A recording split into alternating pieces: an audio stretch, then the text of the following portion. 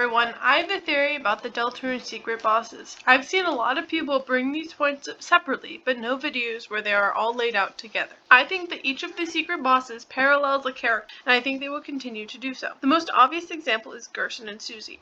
Gerson and Susie both relate to hope and changing fate. Not to mention Gerson's fight is a Susie solo battle. The Mantle Guy, or Iram possibly, has a solo battle with Chris and seems to know Chris personally. I do think that he is intentionally mysterious.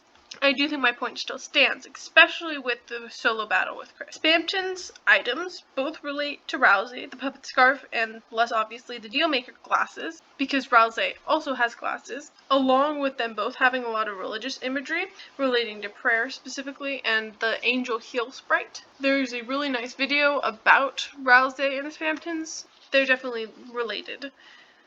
And Jevil is the most interesting, because with Chapter 4 describing the first hero as the cage with human soul and parts, it is most likely that he relates to the player directly. Jevil is aware that Deltarune is a game, at least that the Dark Worlds are a game, in quotation marks, to the Light World. That awareness gives him freedom. He's locked in a cage by Sham.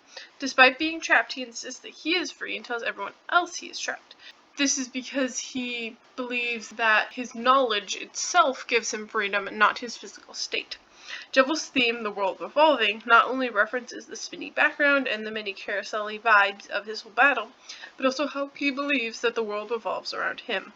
The player is the person that Deltarune literally revolves around. Regardless if we are considered the protagonist of the game, it does not exist unless someone is playing it. Chris locks us in a bird cage, and is also our literal cage, like how the kings tried to lock Jevil away, but instead built a cage around the world. When Chris and probably Carol and maybe the Knight stole the soul from the Goner Maker sequence, they were trying to lock us away. The evil group chat seems to need us to close Dark Fountain, at least, and to fulfill the prophecy at most, no matter how much they want to lock us away.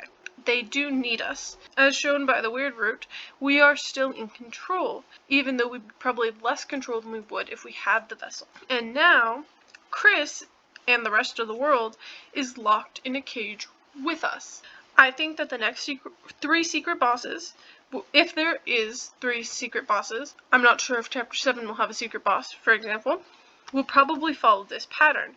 A solo fight for Rousey, a Noelle solo fight, and a solo fight for us. And maybe against Chris. Chris is really the only one we've technically fought while we are in soul mode by itself. And this is kind of an ending little thought.